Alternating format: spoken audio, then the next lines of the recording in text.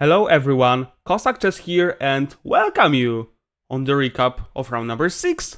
Simon Mkrtchyan, FIDE master from Armenia, a really lovely guy, a FIDE trainer, so he's mostly spending his chess time on coaching other people, but he participated in this tournament. He didn't do really well until this moment. But let's check it out. Maybe he improved in this round. E4. So guys, you may probably expect after several games, if you watch my games as black pieces, you can expect that I like to play the Caro-Kann. A lot of you may say, "Oh, Caro-Kann is stupid, passive, solid, blah blah blah." No, you are lying. It's not.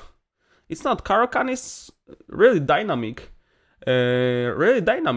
opening, because of the fact that after we play the move d5, we control the center, and also the pawn structure is not symmetrical to the white pieces, and we also may keep a lot of pieces on the board, so we make every condition to make this opening a dynamic one. Knight f3, d5 and d3. So a really calm solution, but it becomes popular nowadays. The idea is to go for an endgame and try to play c3, king c2, bishop c4, bishop e3, knight d2, develop normally, and try to put our hopes in the endgame. Of course, the endgame should be rather equal, but I wasn't in mood for exchanging queens and played the move bishop g4, so we may transpose to some similar positions like in two knights, knight c3, bishop g4, but of course it's not two knights when the knight is on b1, yeah, so it's obvious. So bishop g4, h3, bishop f3, queen f3 and e6. Of course, a normal way to develop, we see that the c8 square is awful for the bishop, so we are happy to create this pawn pyramid, and exchanging the light square bishop is a natural outcome. g3, so this diagonal is also closed for his bishop, so bishop g2, normal position for him. Knight d7, bishop g2, bishop c5. Of course, if we play a knight d7 first, this bishop is closed. So guys, first develop the bishop and then develop the knight. It is quicker, easier and better. Knight d7, knight d2 and castle. So nothing particular happened, normal development. Queen e2, queen on f3 does nothing. Probably he makes an f3 spot for his knight, and also if he prepares it, if he moves his king, f4 push might once happen in the future. a5 move. Because I know that I have more pieces, more light pieces on the queen side, I want to start pushing my pawns on the queen side, gaining more space. I expected the answer a4. This is rather a natural response when you play the move a5. Probably there's nothing wrong with allowing to move a4, but in some positions, maybe this additional space I gained on the queen side may be in my favor after some moves. So the move a4 is a really natural response to not allow me to gain that much space. And queen c7, and I was already waiting whether he will find it out or not. Probably it's hard to not make a move which stops my threat. But guys, please tell me what will happen after some random move like rook e1. Write in the comment section what I have prepared after rook e1. But unfortunately, he played the move c3, and after c3, this magical variation doesn't work. I don't want to spoil it. Please, use your brains, use your chess tactical side, and good luck. c3, bishop a7. Because I didn't want to allow him to play d4 with a tempo, that's why I escaped with the bishop. King h2. So he prepares the move f4. He wants to create some attack on the king side, A very logical way to continue the game, of course. But it is a critical position. I think I have to create something there. I have to find out some plan. These rooks are undeveloped, so it would be really good to develop there somehow. But additionally, I told you that we should continue the game on the queen side. So maybe let's start, I know, pushing pawns on b5, but this move doesn't work tactically. A takes b5, c takes b5, and e takes d5. Unfortunately, if you take with the pawn queen e7 and you lose your knight, after knight d5 c4, white, uses this light squared bishop, and the a8 rook says goodbye. A8 rook says goodbye. So b5 doesn't work. If we try to prepare maybe b5, he plays the move f4. If we play b5, a b5, and it's not so obvious, okay, now we may take the pawn on b5, but for no reason we opened the rook on the a1.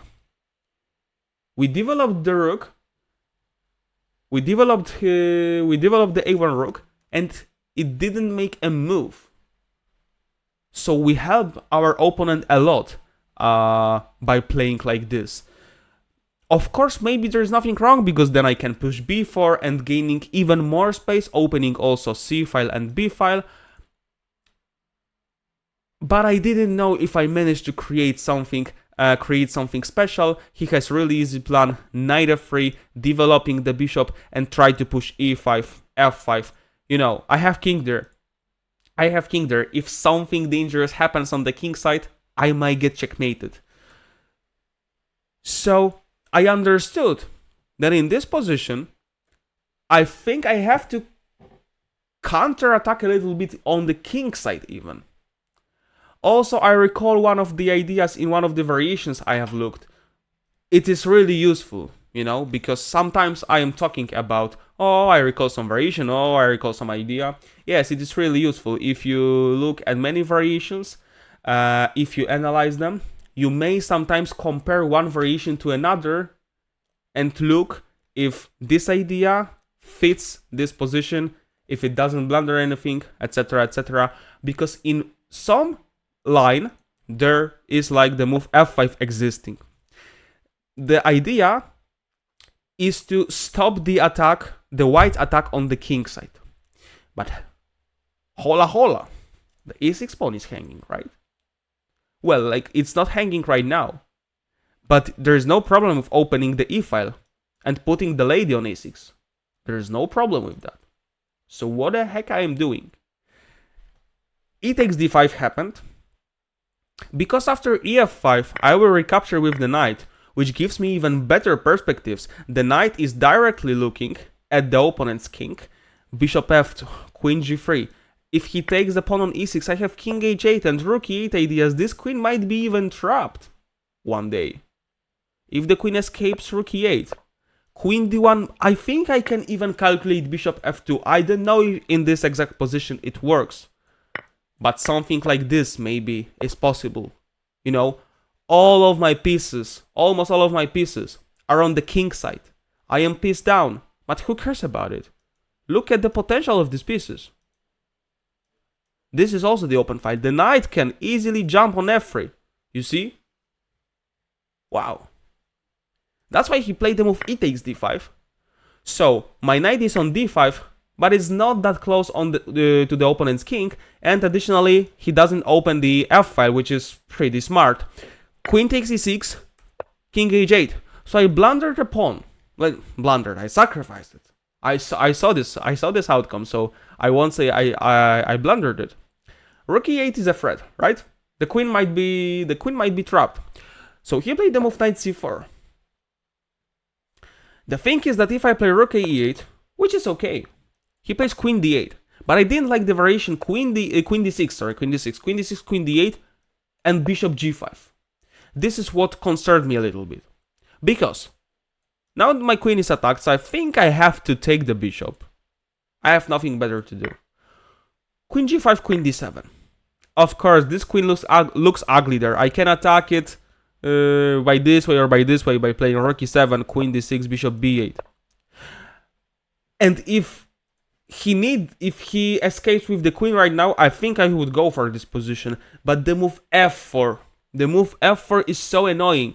It closes the diagonal for this bishop. Look, f4 g3 pawns, they are disturbing me, right? I don't have even a good square for my queen. If bishop d6 fg5, I don't want to exchange queens when I'm attacking. Our lady is the best piece on the board. So we don't want to exchange queens if we are leading in the attack. So rook a8 was okay. But I went for a more direct approach, f4. So f takes g3, some bishop f2 ideas. A lot of things is hanging. After queen d6, I wanted to play queen d8, and my idea was that now this bishop is closed and it can't go on g5. So now bishop b8 might be really unpleasant for him. Let's say he plays bishop d2. I have bishop b8. If queen a3, I have queen g5. And I am threatening to take the pawn on g3, and he doesn't have an access on the g5 square. So that was my idea. And I was proud that I created it. He surprised me a lot by taking this bishop on d5. Because this knight, okay, it is centralized. But he loses his bishop, he loses his defender of the king. It's a really brave idea. A really brave idea. I know that he maybe goes out of this diagonal with the king because f takes g3 happened. And king g2. Of course, f g3, rook f1. So, king g2, c takes d5. I was wondering what was he thinking of? Because after queen d5, I have at least g takes f2. In the move number 19, I have the pawn on f2, which stands next to his king. So I should be winning. Queen d6 happened instead. So he wants to exchange queens, and we exchange queens? No, guys, of course no. Queen c8. Queen c8. We have an eye on the h3 pawn. There was nothing wrong with queen d8, but queen c8 I played with one specific idea. After the move queen d5, which I expected, I wanted to move this knight, because after queen d8, queen d5, I can move this knight, but I exchange queens, which again, I don't want to allow. So queen c8, queen takes d5, knight f6, we bring the knight closer to his king. Queen f3, g takes f2, and after all of these exchanges, we are equally by material. But his king is exposed. My king is really safe. I have an open f-file. Okay, this rook maybe doesn't take part in the game right now, but it won't take me long to even go for some rook lift like rook a6, rook g6.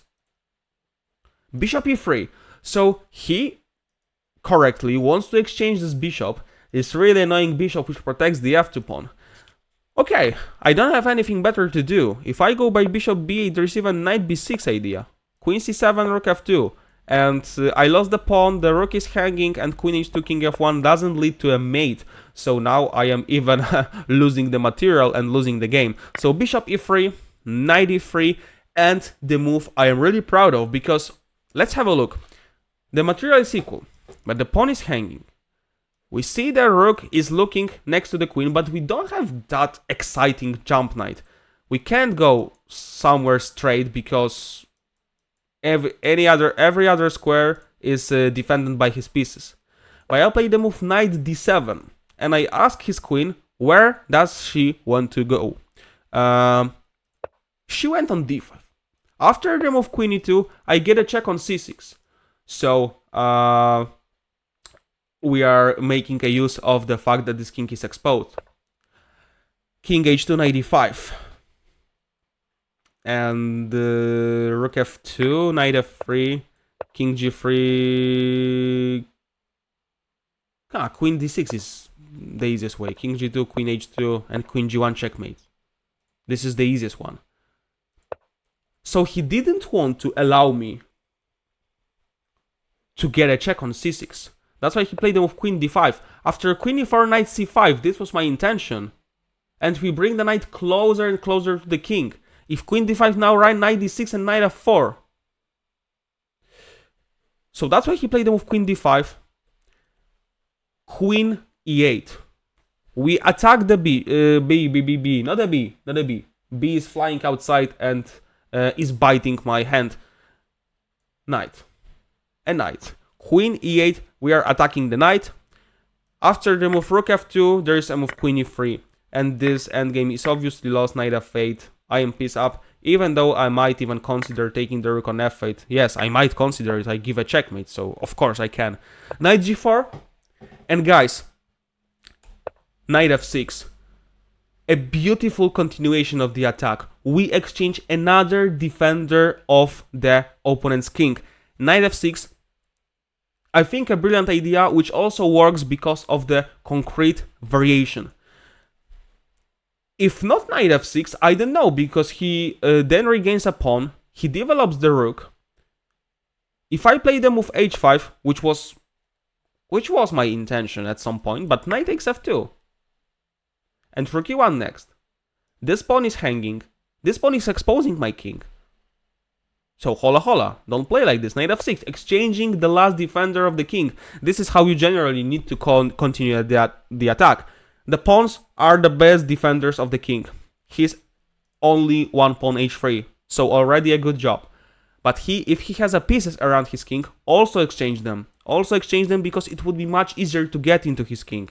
Knight takes f6, rook f6, and rook takes f2. So he get this pawn, but after queen g6 check, king f1, and an exemplary move, rook af8, the last piece which doesn't take part into the game. We develop it on f8, and we make a pressure on the f2 square. And it's over.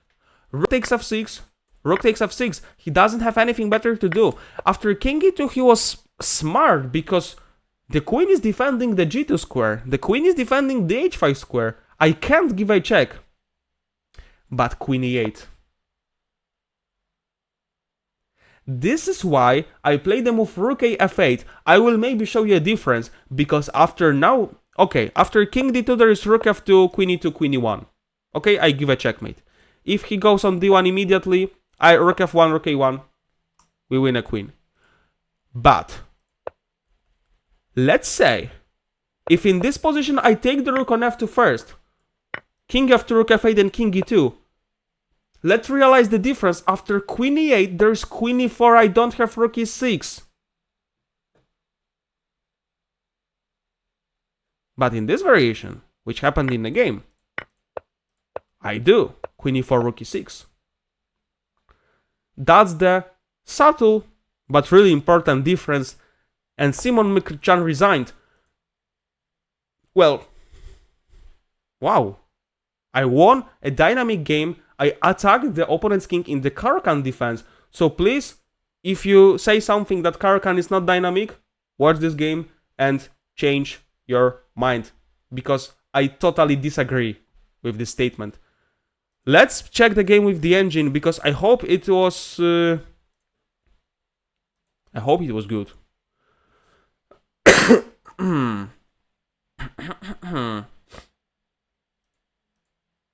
Okay. c6, knight f3, d5, d3. So as I told, a normal way to play against the Caro-Kann. Bishop g4. Of course, as I told, d takes e4. There's nothing wrong with it and going for this endgame. But I wasn't in mood for exchanging queens. h3, bishop f3, queen f3, e6. So our pyramid, really good stuff. g3, knight d7, bishop g2, bishop c5. So normal development, blah blah blah.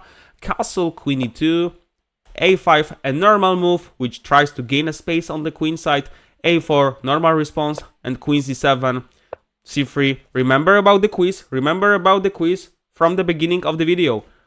c3, bishop a7, king h2, f5.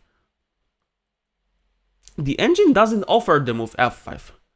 He offers to go for rook f e8, and after the move f4, okay, so he wants to play on the queen side. Of course, it's really reasonable. Of course it is. How do you want to continue after knight f3, for example? Just take the pawn, rook a4, knight c5, rook a3, okay, to cover the b3 square, and a4. Okay, so the engine offers another way to continue this position. This is also okay, because my attack on the king side might not work. So this is also worth to know that playing on the queen side, when the opponent plays on the another wing, this is also okay. It should be enough. Good to know. But f5? Okay. Reasonable. Knight f3 is the only way to get an advantage. But what after e5, because it was my intention? b4. So if I don't want to play on the queen side, you will start doing it. b4. Okay. At rook e8, let's say. Bishop a3 and he doesn't care. Knight f6. ed5, knight d5, and he just takes the pawn. But to be honest, I like this position because I have some dynamic options like going e4, and he should go for knight h4. Ooh! No, come on. No, come on. White shouldn't be good there. White shouldn't be good there. Let's have a look how I continue the attack, how I push these pawns. I even get two pieces for the rook. Okay, d4, but I get this pawn, I grab this pawn. From the practical side, white is perfectly fine. Black is perfectly fine. Okay, e takes d5, so a human move, of course, attacking the pawn. Knight takes d5, queen e6. This pawn might be poisoned, but yeah, what else? If knight c4, there's e5, and I push the pawns, I size the center. So d4, but after d4, rook e8, and f4. Okay, so he closes the possibility for playing e5 for me, but I have c5 instead. And knight f3, cd4, if he takes with the pawn on d4, he has to be afraid of some e5. But after cd4, he has the isolated pawn. So a dynamic position, knight f6, knight d4, no, black is perfect. Black is perfect there, come on, with this knight on e4 attacking this and this, bishop attacking this, it should be amazing. It should be amazing positions, but he took the pawn, king h8, knight c4, and the move f4. But okay, but if not f4, so he wants to go for rook e8, right? And queen d6, queen d8, bishop g5. Queen g5, queen d7, f4. Sorry, rook e7, I play, queen d6, bishop b8, and the move f4, right? So I calculated everything fine. Knight f4, h4. And he wants to anyway exchange queens, so yeah, and again, as I told it several times there, we don't want to do it.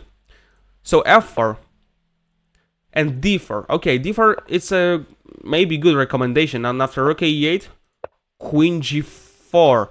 Okay, because after queen d6, queen d8, there's bishop b8, and of course we go for the similar variation like bishop b8, queen a3, and queen g5, and we attack the pawn on g3. No, f3. I just f3. Oh, look at this poor bishop on h1. Bishop d5. fg3, king g2, cd5. Queen d6, queen c8. Yeah, bishop d5 was a poor idea, but knight f6, queen f3, gf2, bishop e3, takes. Knight d7 the first line, queen e8 the first line, and the only move, let's have a look, the only winning move in this position is to exchange the defender. Knight f6, rook f6, rook f2, queen g6 the only move, rook e8 not the only move, but the most precise one, queen e8. Guys, remember, if you want to play Caro-Kann and go for a dynamic position, this is the best. Okay, I don't know if it's the best, but it's a really good choice. If you want to go for dynamic position, if you want to have a lot of pieces on the board, and additionally, you keep your position solid. This is the mix of all of these factors. If you, for example, if you want some, let's say, Caro-Kann guide, how to play the Caro-Kann, give me please a feedback. If you want to see something like this, it would be really helpful for me. But for now, I want to say that I have 5 points out of 6 games, still 3 rounds to go. But right now it's good. Right now it's good. Caro-Kann power.